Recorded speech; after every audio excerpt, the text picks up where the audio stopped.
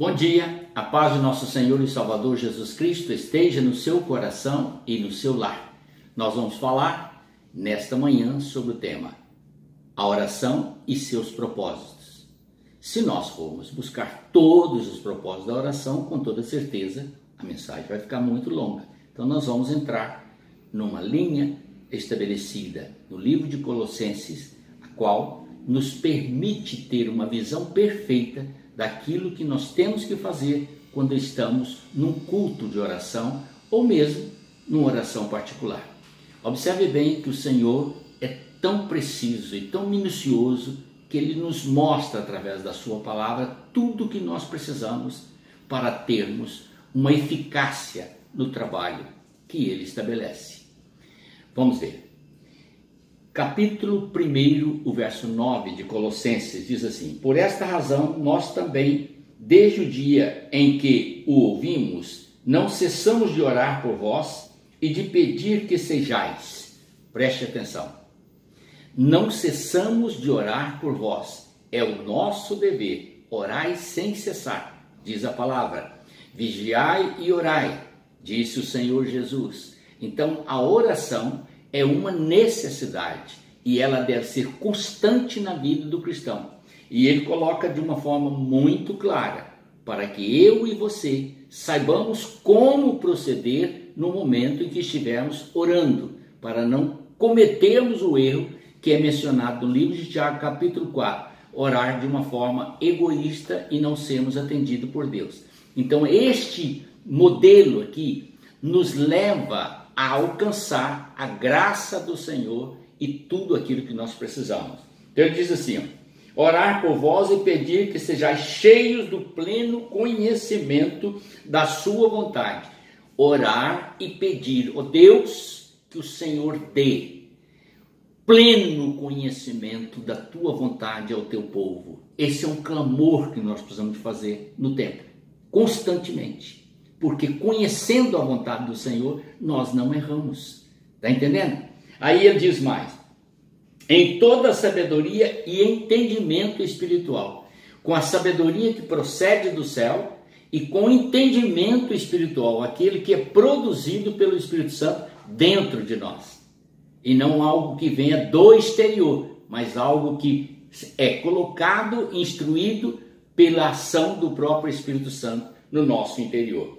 Em seguida, ele vai nos dizer no capítulo 10, e oramos também para que possais andar dignamente, testemunho cristão, tá vendo?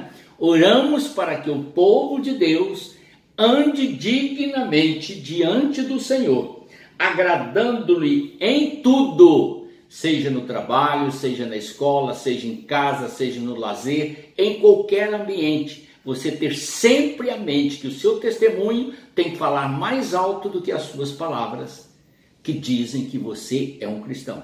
Entendeu?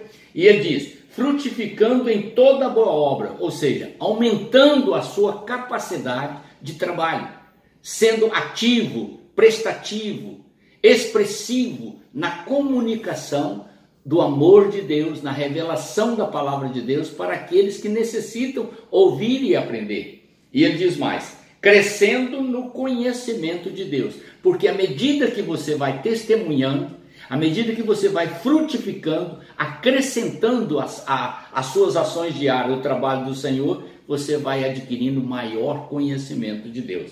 E ele diz, corroborados com toda a fortaleza, segundo a força da sua glória. Não é uma coisa para a gente fazer sozinho, temos que fazer juntos, unidos. Todos juntos, conforme Jesus pediu, que todos sejam um, tenham o mesmo propósito, todos corroborando para que a obra do Senhor se edifique, a igreja seja forte, poderosa e que a união e as bênçãos do amor sejam constante vibração no nosso meio.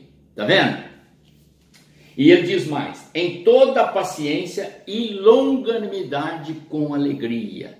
Querido, se você não fizer a obra de Deus com alegria, em vão é o seu trabalho.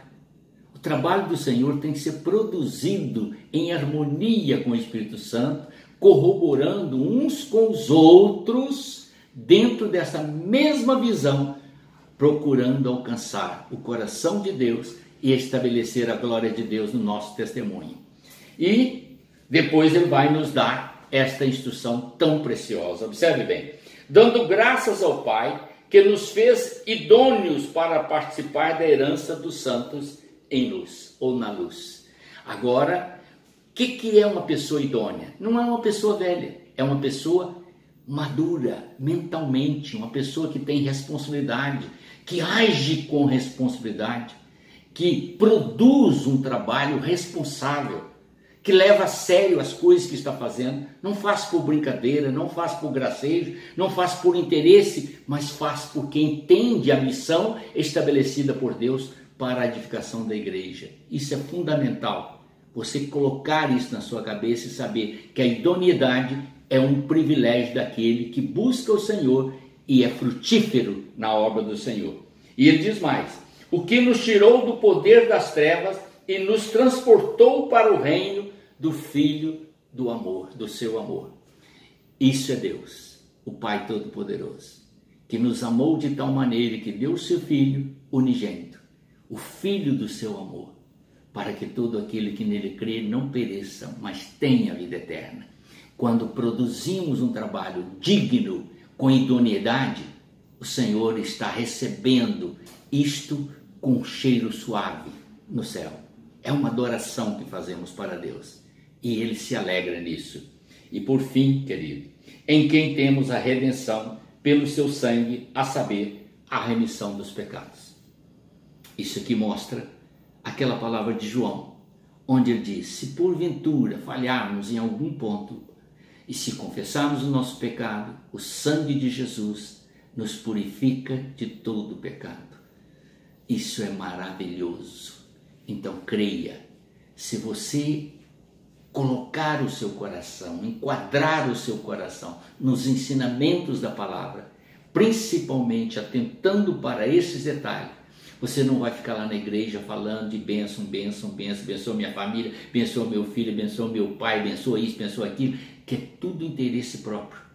Mas você vai estar servindo a um Deus numa obra imensa, que é levar o evangelho a toda criatura e tornar a igreja forte, poderosa, consagrada, santa, perfeita aos olhos do Pai.